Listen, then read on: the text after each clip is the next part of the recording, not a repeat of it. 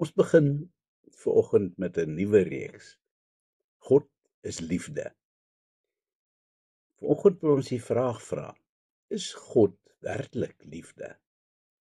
Ons lees wat 1 Johannes 4 vers 7 tot 12 oor hierdie onderwerp sê.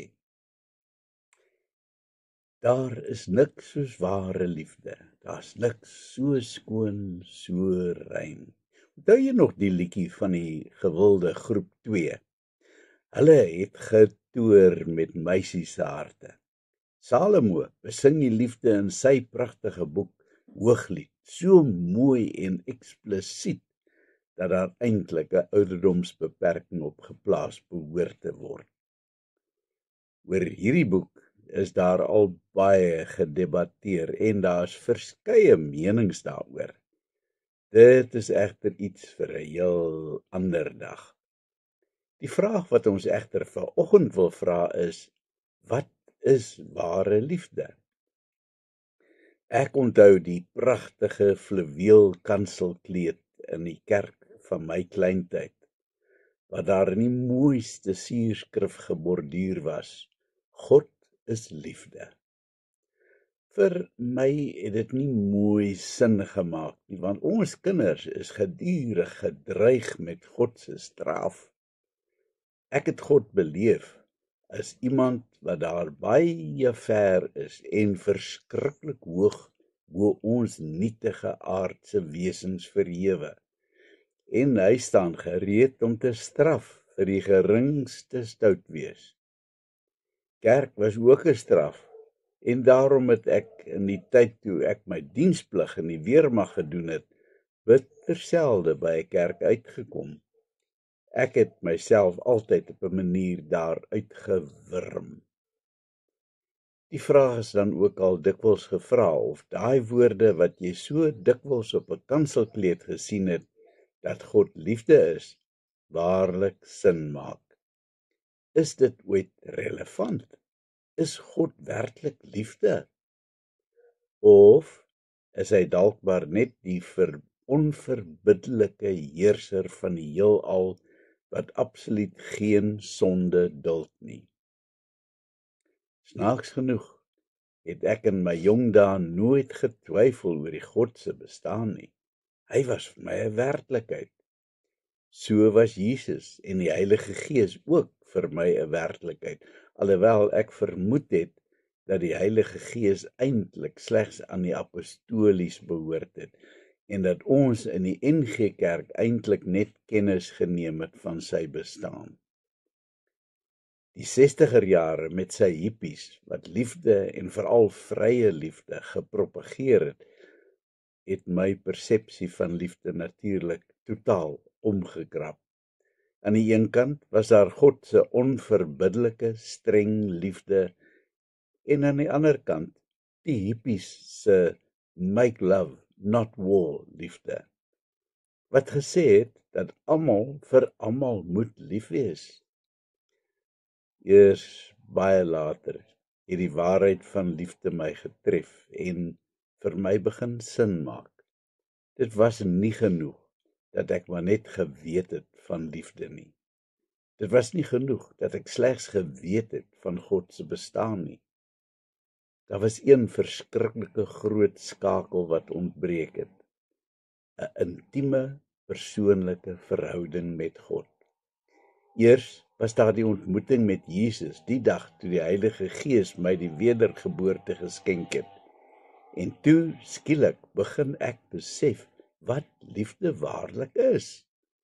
Natuurlik is God die bron van alle liefde en Jesus Christus is die model waarop liefde geskoei is. Die Heilige Gees, so moes ek ontdek, het nie aan die apostolies behoort nie, maar hy is die begeleier van alle gelowiges om hierdie liefde waarlik te ervaar en uit te leef deur mekaar lief te hê. Eers toe het ek begin besef waarom die hippies se konsep van wees vir almal lief so verskriklik verdraaid was. Hulle liefde was gegrond op menslike liefde en natuurlik Soos almal maar al te goed weet, is menslike liefde droewiglik feilbaar. Seker daarom dat die hippie-beweging tot niet gegaan het. Ware liefde kan slegs gegrond wees op God as die enigste bron. In verskeie plekke in die Nuwe Testament kom die oproep van liefde, dat ons mekaar moet lief hê. Jesus haal die liefdesgebod aan uit die Ou Testament en dan druk hy by verskeie geleenthede dit op sy disippels se harte. Hy noem dit selfs per geleentheid 'n nuwe gebod. Daarna skryf verskillende auteurs oor hierdie liefde. Johannes herhaal dit etlike kere in hierdie brief van hom. Ons begin dus besef dat dit van uiterste belang is om liefde uit te leef. Maar die probleem is dat om lief te hê nie werklik so vanselfsprekend is nie. Vir die meeste gelowiges is dit baie moeilik om dit waarlik uit te leef. Die feit is dat God sigbaar word op aarde deur gelowiges se opregte liefde. Dit is natuurlik die antwoord op God se groot liefdesdaad op Golgotha, en dit is slegs moontlik as 'n kind van God in 'n intieme, persoonlike verhouding met hom leef.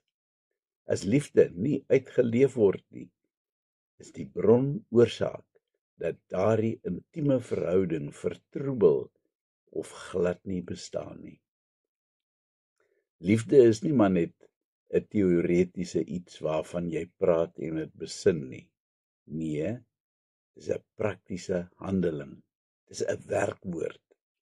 Jesus het liefde op 'n uiters praktiese manier uitgeleef, toe hy eers al sy tyd opgeoffer het om siekes gesond te maak en mense te leer, en later die hoogste moontlike prys betaal het aan die kruis, vir mense wat nie eers vir hom omgegee het nie.